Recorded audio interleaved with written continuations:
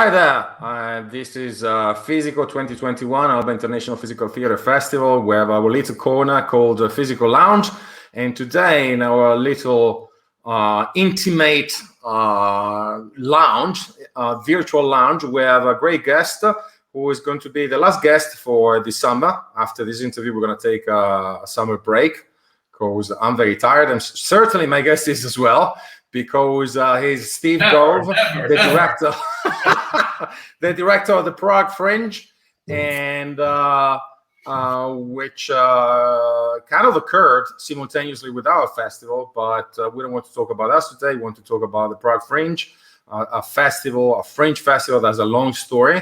Probably 20-year-old. Correct me if I'm wrong, Steve. But up to you. So tell us what the Prague Fringe is all about and how was it, in this edition? I've forgotten whether you had live shows and simultaneously streamed shows. I think it was half or something like that. If I'm mistaken, you can correct me, okay?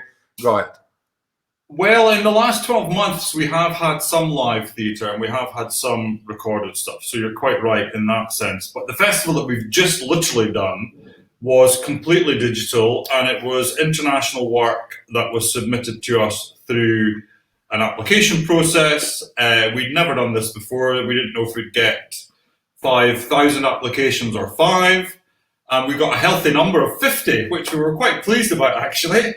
And from that 50, we chose 15, which we were going to present on our Prague Fringe website.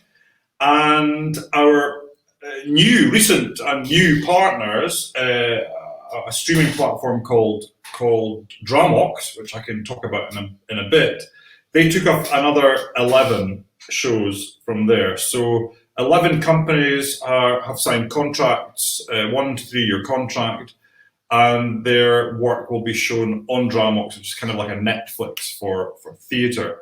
So it was quite exciting, actually. We'd never done that before.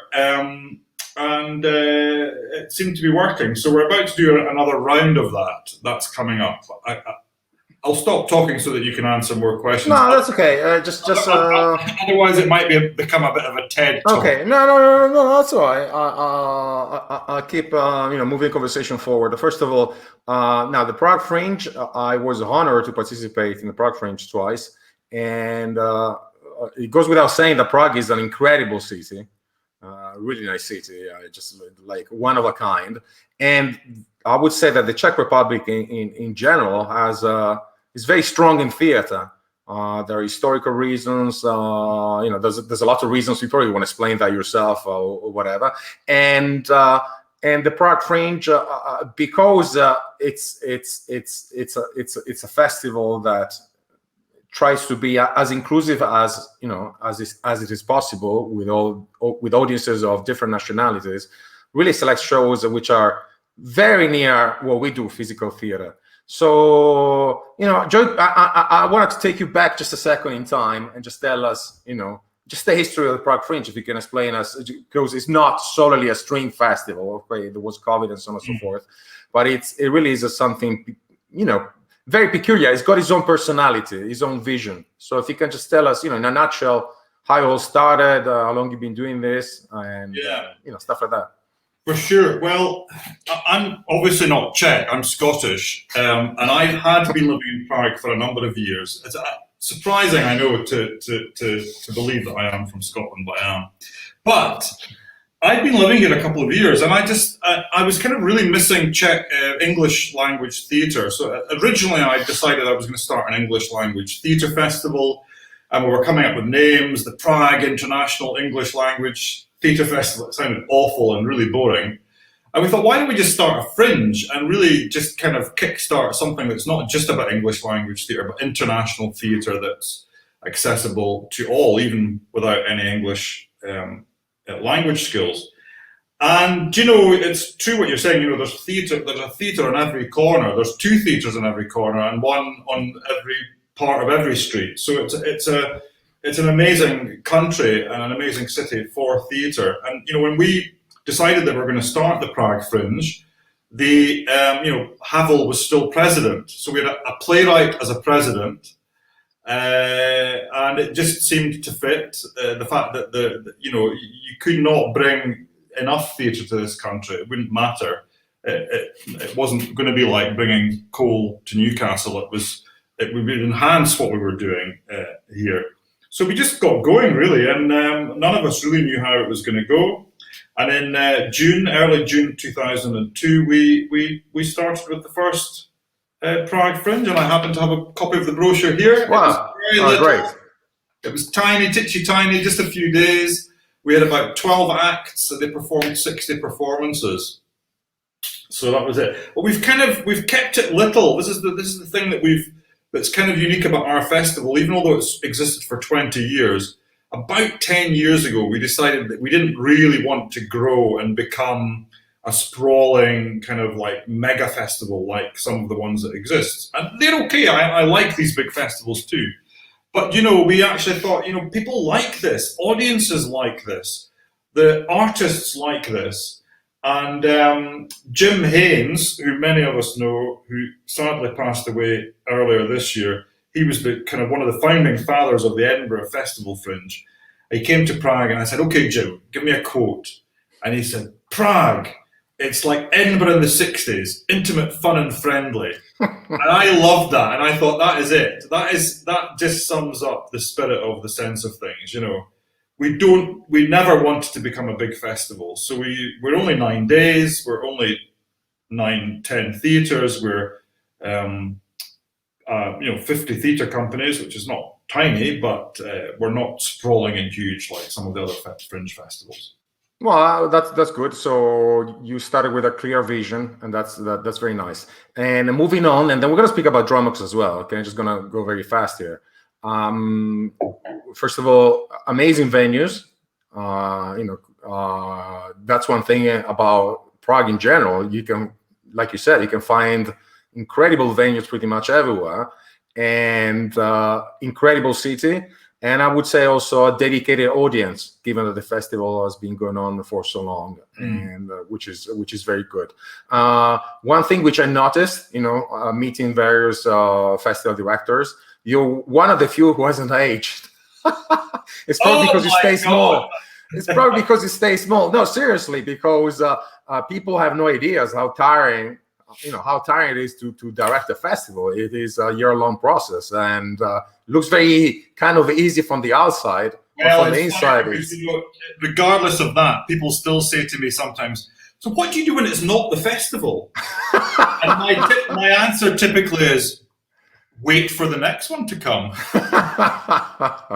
Well, I will not go into the nitty-gritty details of organizing a festival and so on. And still, 10 venues is quite big to me. So it's a question of comparison. So then COVID came, unfortunately, and the Czech Republic, like a lot of countries in Europe, was really hit. But you stood on your feet once again. And then you last time we spoke, you introduced me to Dramox, which it's a concept. You're going to speak about Dramox, I want, but that sounds very successful where you are, whereas it hasn't been. I think it's because of the location and the culture of the people of the Czech Republic. So a big thumb up for them. So tell us what Dramox is all about. Dramox or Dravox? Is it a V or a M? Dramox. It's like like drama. Dramox. Dramox. Okay. So just tell us what it is, and that's something which is going to stay. I think I don't know about forever, but certainly beyond COVID, the way you see it. So I'm really interested in that. Yeah, for sure. Last March when we cancelled the 2020 Fringe. Naively, we thought, by May, when it should be our festival, people are going to be so bored of online stuff. Nobody's going to watch anything online. Of course, we didn't really realize that the pandemic was going to just keep going and going. And of course, by the time March came round, we did do some online stuff. And then later in the year, we got a grant from the Ministry of Culture. We did a beautiful little festival called Prague Fringe Reimagined, whereby we selected a small handful of fantastic Czech theatre companies which we did live streaming in a theatre and presented the Czech Republic to the world, which is the total opposite to what we do now. And at that point, somebody said, "Oh, you need to get in touch with Dramox. Maybe they could be media partners for you." I was like, "What's that? I never heard of this," and it had literally just started. So I got in touch with them, wrote an email to them, I put my phone number there, and the director called me back straight away. "Oh, hi. And we had like a half-hour conversation, super enthusiastic young guy. And he said, "This is what we're doing." And I was like, "This sounds really interesting," but they couldn't do live streaming sort of in sync with what we were doing. So let's see how the product turns out, and maybe some of the shows can go up on Dramox later. Well, this conversation developed into a much longer conversation whereby I said to them, "Listen, maybe it's a stupid idea, but do you fancy having any international work on Dramox?" And Martin very humbly said, "Oh, I'm sorry if I interrupt you, but just so that people can understand, Dramox is like an online platform for theater that works on a subscription base, pretty much like Netflix, you could say. It's basically Netflix for theater, exactly. Yeah. But at that point, it was only international work.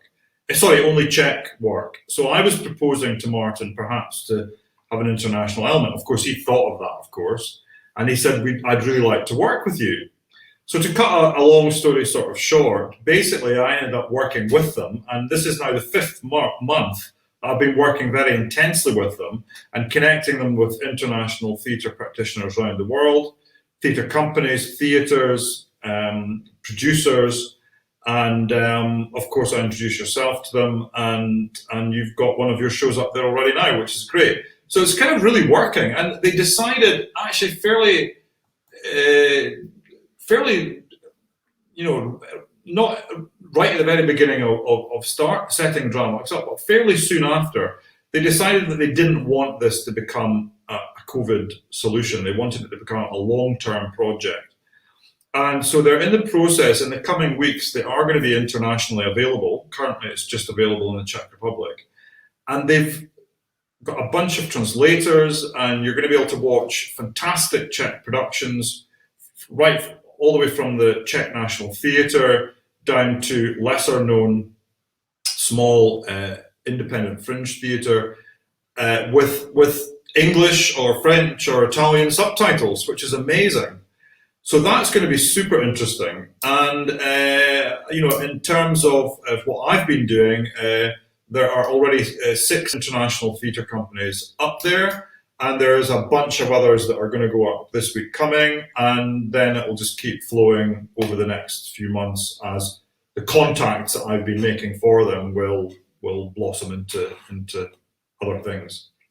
Okay, and just mixing Dramox with the Prague Fringe, it seems that the shows, when you publish your call for shows, there are already some filters out there, some elements that make a show selectable, so to speak. Yeah. So I just repeat them very quickly, but you can add, to what I'm saying. So shows that are not solely based on language or whose level of English, if they're in English, is comprehensible by non-native speakers as well. Mm-hmm. Shows that have maybe traits of physical theater or anywhere are strongly visual. And I think it's because, like I said, of your location, the fact that you do have an international audience and stuff like that. So just going back to that, given that, we're going to go past this thing. I mean, I'm sure by that. I'm not blind, optimist as I'm blind to what is happening. But, we've been through this before in the history of humanity, and this will go away one day or the other. So what I'm saying is, in the perspective of the future edition, live edition of the Prague Fringe Festival and so on, what are the kind of shows you're kind of looking for? Do you understand? Or what kind of characteristics do they have? And that's it. That was my question. To be honest, we're kind of open to a bunch of different things, but one of the factors that does affect who can apply are the theatres that we have available. So anybody can go to our website, anybody can check out the website in terms of applying, but then when they get to the actual application information. You might find that your show is too big because all of our theatres are quite small. You might, if you need to have a theatre that's 10 by 10 meters, then your show wouldn't fit into our festival. So that's kind of one of the main selection factors at the beginning. And we like non-verbal work. We like physical theatre. We definitely like theatre in English because it's part of how we present ourselves as an English language theatre festival. We love children's theatre.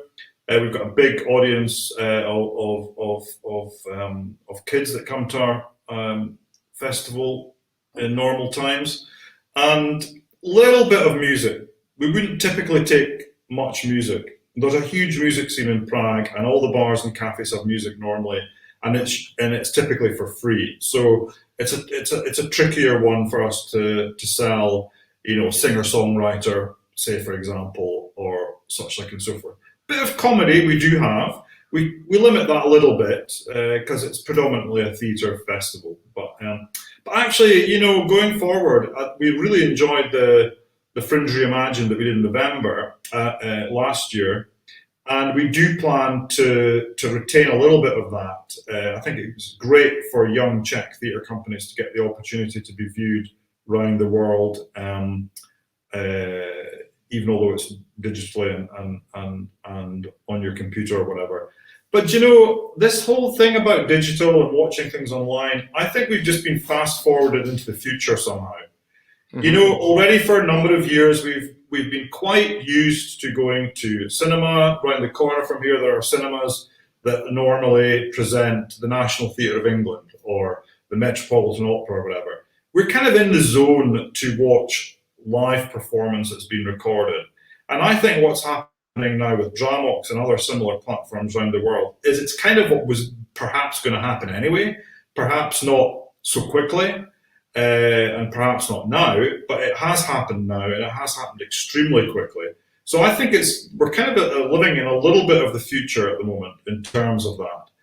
And is it going to put people off watching stuff live? I think the answer to that is absolutely not. I think that the opportunity it gives people who are perhaps, for example, in the Czech Republic, not able to get to Prague, they don't have anywhere to stay, they're never going to get tickets anyway because these shows are sold out half the time.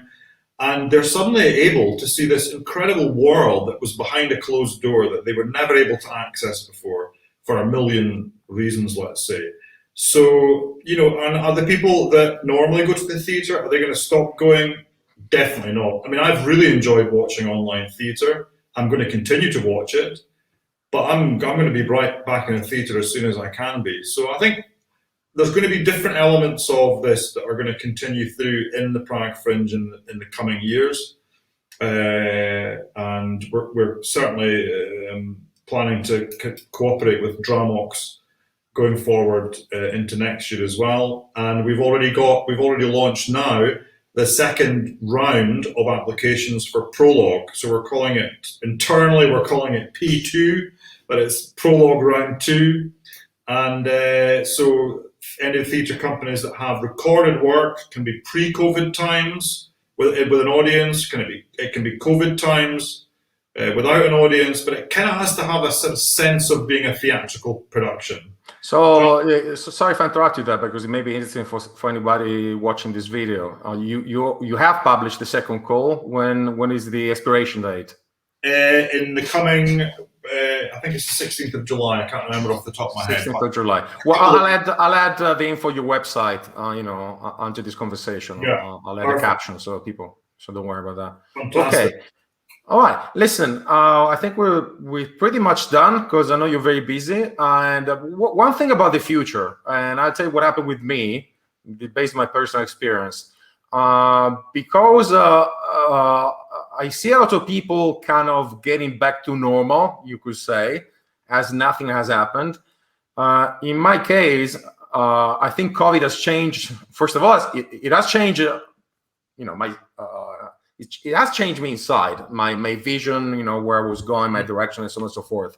But about what I do, both as a theater producer, also, as the festival is concerned, I'm kind of unable to plan this summer. Like in the past, usually during this week, I would send out emails, to venues and stuff like that and so on. But I kind of feel there is still an element of insecurity about what is going to happen this fall and winter and so on. So it kind of made me pause and concentrate on the present. So I'm doing a lot of stuff right now, but I want to talk about me right now. What I'm saying, how about you?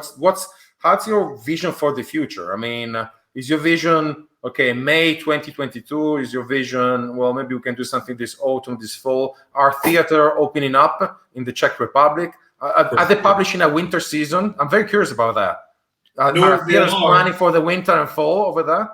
Yeah, for sure. I mean, things were going really well until a few days ago, and there's been a bit of Delta here too. So they're starting to tighten up a little bit in terms of needing to have COVID test results and whatever to get into venues and stuff. However, we are planning, and a lot of, I'm seeing now seasons of work going right up. I was trying to get the theatre for later in the year, and they said, oh, we've got everything booked up now till January, and I was like really surprised by that, which is great.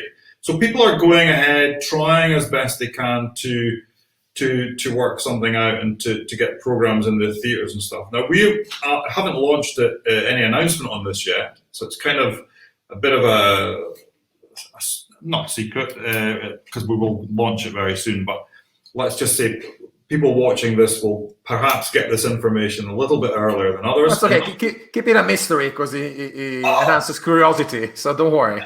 No, there's not. Something's going to happen. Something's going to happen. We have got plans for November, but the thing is, and it's like the same for everybody, whether you're trying to organize a holiday and you say, right, I think I might go on a holiday in August. So it's going to be there, or it might be there, or it might be there. And I'm going to go on that day, maybe that day, or that day. It's exactly the same with us for the festival. The ideal thing would be to have something that's international happening in November. If not international, it would be European plus British, let's say.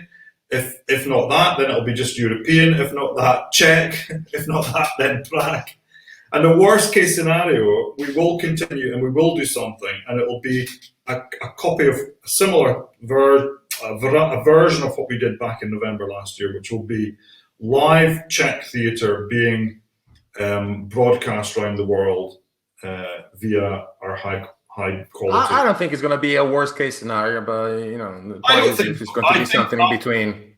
I think it'll be something in between. I think and the other thing is just that you can't really budget. You can budget certain things, but budget ticket income, probably not.